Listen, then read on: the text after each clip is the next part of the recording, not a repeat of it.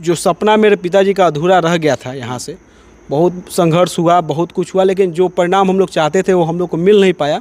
उनका अधूरा सपना हम 2025 में पूरा करेंगे। अपराधियों का शरण देना इनका सबसे मुख्य काम है। विधायक बनने के बाद से आप देखते होंगे बहुत से सजाए हफ्ता अपराधी, ये नहीं हम बोल रहे हैं कि कोई एलिग्ड कोई क्रिमिनल है जिसको एफआईआर में नाम दे दिया गया उसको हम क्रिमिनल से, ऐसे अपराधी जो कोर्ट के द्वारा सजाए हफ्ता है, वो कोर्ट ने उनको उम्र कैद का सजा सुनाया हुआ है। बहुत से केसों में उनको सजाए हफ्ता कर रखा है। कानूनी प्रक्रिया के तहत हाई कोर्ट से बेल लेकर जमानत पर बाहर है, रिहा नहीं हुए हैं, उनके चरणों में ये जाके दंडवत रहते हैं।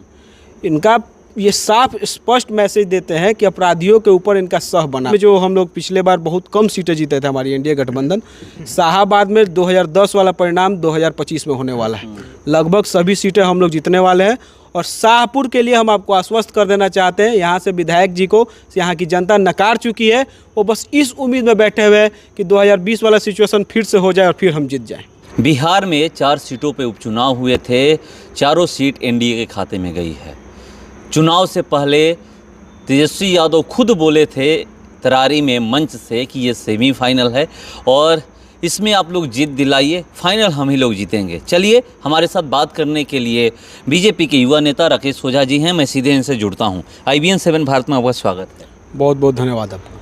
तेजस्वी यादव का एक बयान आया था चुनाव से पहले, तरारी में ही आया था, मैं वहां पर गया भी था, और वो खुद बोले थे कि ये सेमीफाइनल है, आप लोग ये जीत दिलाइए और हम लोग जीतेंगे, उसके बाद फाइनल भी जीतेंगे। चारों सीट एनडीए के खाते में गई।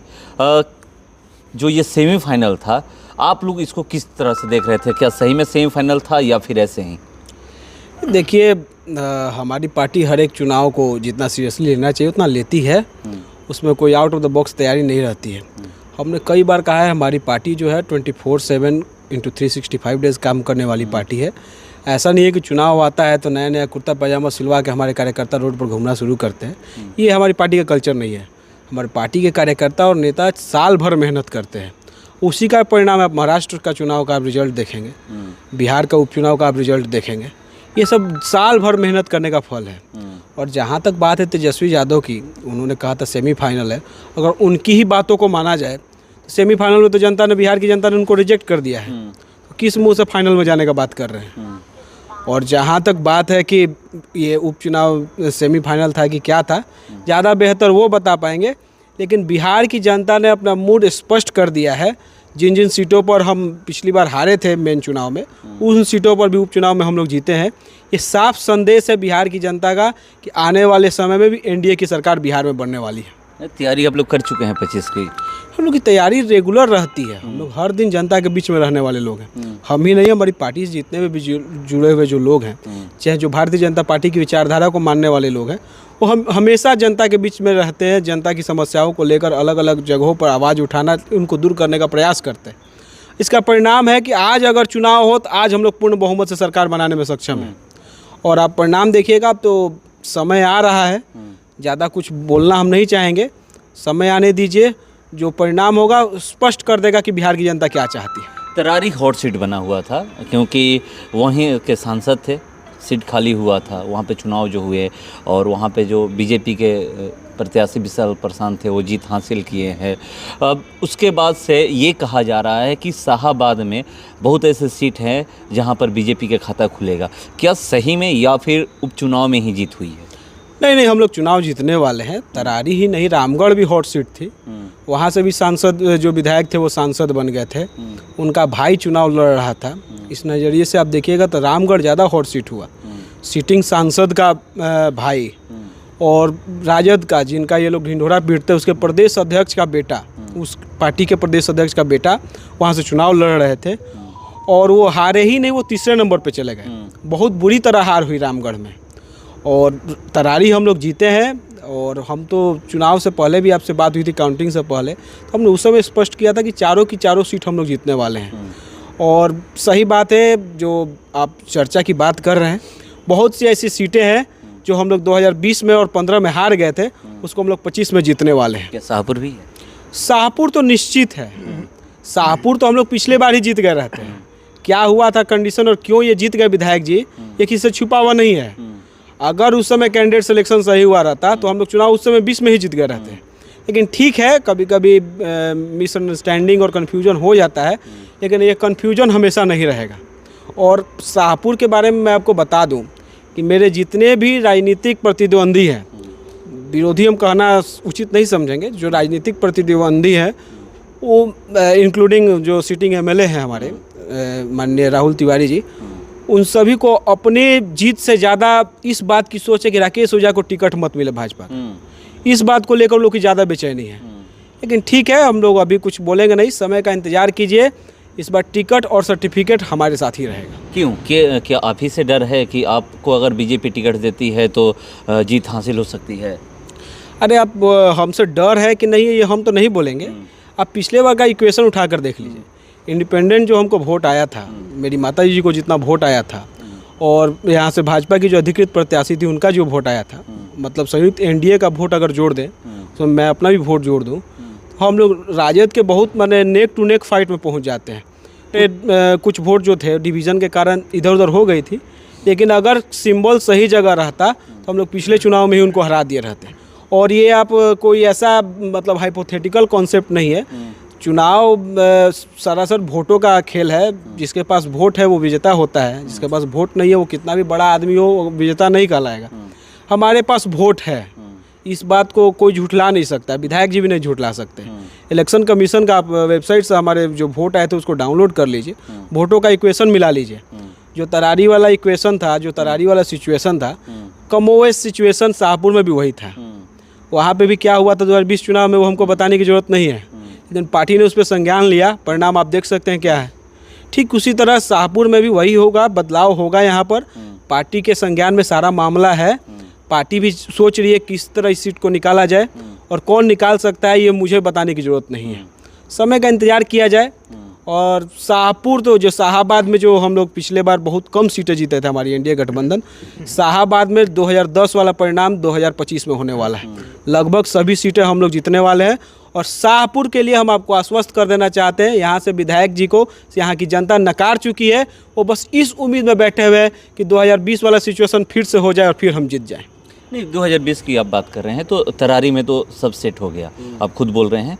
क्या आपको उम्मीद है कि 2025 जो विधानसभा चुनाव है उसमें पार्टी यहाँ भी तरारी में जो बिखराव था, यहाँ भी जिस तरह से बिखराव है उसको सेट कर देगी? पार्टी के आदेश पे आपको पता होगा कि 2020 चुनाव के बाद से पार्टी ने मुझे 6 सालों के लिए निष्कासित कर दिया था। चुनाव के समय आपको पता होगा, कोई भी कैंडिडेट अगर रिबेल करता है पार्टी से तो पार्टी का जो सिस्टम है उसके तहत ये कार्रवाई की गई थी। लेकिन 2 सालों के अंदर ही मुझे वापस बुलाकर पार्टी को ज्वाइन करवाया गया था। उस समय भी कुछ बातें हुई थी, बातें पब्लिकली मैं नहीं रखना चाहूँगा, लेकिन मैं इतना ही कहना चाहूँगा आपके माध्यम से शाहपुर की जनता को कि आप लोग समय का इंतज़ार कीजिए। हम लोग जो चूक गए थे 2020 में, 25 में उसको पूर्ण रूप से पूरा करेंगे। और जो सपना मेरे पिताजी का अधूरा रह गया था, यहाँ से बहुत संघर्ष हुआ, बहुत कुछ हुआ, लेकिन जो परिणाम हम लोग चाहते थे वो हम लोग को मिल नहीं पाया। उनका अधूरा सपना हम 2025 में पूरा करेंगे। जनता का भरोसा है, जनता के आशीर्वाद से ही पूरा करेंगे। अगर जनता हमको मना कर दी रहती तो 2020 में भी हम नहीं लड़े रहते। और हमारे अंदर ऐसा कोई पॉलिटिक्स को लेके बहुत ज़्यादा बेचैनी नहीं है, बहुत कुछ मेरे अंदर वो उसको लालच बोलेंगे वो नहीं है। जो जनता का आदेश होता है वही हम पालन करते हैं। मेरे पिताजी के ना रहने के बाद से, मेरी माँ के विधवा होने के बाद से, मेरे गार्जियन के रूप में यहाँ पर जो मेरे गार्जियन और मेरे अभिभावक बोलेंगे वो शाहपुर की जनता ही है। सबको मेरे ऊपर अधिकार है। सब अपने बेटा, छोटा भाई, बड़ा भैया, जो भी जो इसका जो रिश्ता लगता है उस अधिकार से बात करते हैं या क्षेत्र की समस्याओं को लेकर आते हैं। और सबका आदेश है, सबका आशीर्वाद और सबकी चाह है। मुझसे ज़्यादा आप क्षेत्र की जनता से हम चाहेंगे कि आप संवाद करें। क्षेत्र की जनता का इच्छा है कि कम से कम एक बार हम लोग विश्वेश्वर ओझा को जो हम लोग नहीं दे पाए वो उनके बेटों को दें। तो देखिए, ये बता रहे हैं कि जो विश्वेश्वर ओझा को नहीं दे पाए उनके बेटे को दे। मुकाबला की जो हम लोग बात करें तो विधायक जी कहते हैं कि आप देख लीजिए हमारे रीजन में 10 साल अगले साल हो जाएगा, 10 साल में हमने विकास किया है। चाहे वो सड़क हो, गली हो, हर जगह आप देखिएगा वो सड़क बन गई है, सब कुछ बन गया है। तो मुकाबला कैसे होगा? विकास से होगा या फिर एक सड़क कौन सी बन गई हो तो माननीय विधायक जी ज़्यादा बता पाएंगे। धमोल की सड़क वैसी ही है। आपका ये जो पिपरा जगदीश में जो रास्ता जाता है, वहाँ का सड़क का आप स्थिति आप देखे ही हैं। जो बांधा जी जो सड़क जाती है, अब ये बनाही वाला सड़क का स्थिति आप देख ही रहे, बांध का स्थिति आप देख ही रहे हैं क्या है। तो किस सड़क की वो बात कर रहे हैं मैं ज़्यादा बता नहीं पाऊँगा। और मेरा लड़ाई उनसे है कि जब से उन्होंने शाहपुर की सत्ता में अपनी स्थान बनाई है, या शाहपुर की सत्ता जब से उनके हाथ में गया है, तब से इस क्षेत्र में निरंतर अपराध का ग्राफ बढ़ा है। अपराधियों का शरण देना इनका सबसे मुख्य काम है। विधायक बनने के बाद से आप देखते होंगे बहुत से सजाए हफ्ता अपराधी, ये नहीं हम बोल रहे हैं कि कोई एलिग्ड कोई क्रिमिनल है जिसको एफआईआर में नाम दे दिया गया उसको हम क्रिमिनल नहीं बोल रहे हैं, वो तो जो समाज मानेगा उसको मानेगा ही। लेकिन बहुत से ऐसे अपराधी जो कोर्ट के द्वारा सजाए हफ्ता है, वो कोर्ट ने उनको उम्र कैद का सज़ा सुनाया हुआ है, बहुत से केसों में उनको सजाए हफ्ता कर रखा है, कानूनी प्रक्रिया के तहत हाई कोर्ट से बेल लेकर जमानत पर बाहर हैं, रिहा नहीं हुए हैं, उनके चरणों में ये जाके दंडवत रहते हैं। इनका ये साफ स्पष्ट मैसेज देते हैं कि अपराधियों के ऊपर इनका सह बना हुआ है। इस सह को हमको शाहपुर से मिटाना है। कोई राजनेता को अधिकार नहीं है किसी अपराधी को शरण देने का। जो खुलेआम जो ये शरण देते हैं, उस अपराध अगर ये समय रहते नहीं चेते तो ये अपराधियों का जो आँच है कहीं इन तक ना पहुँचे, ये हम भगवान से प्रार्थना करेंगे कम से कम वो आँच इन तक ना पहुँचे। तो 2024 में जिन 4 सीटों पर उपचुनाव हुए हैं उसको सेमीफाइनल के रूप में देखा जा रहा था, और सेमीफाइनल में एनडीए बाजी मार चुकी है, 4 के चारों सीटों पर जीत हासिल की है।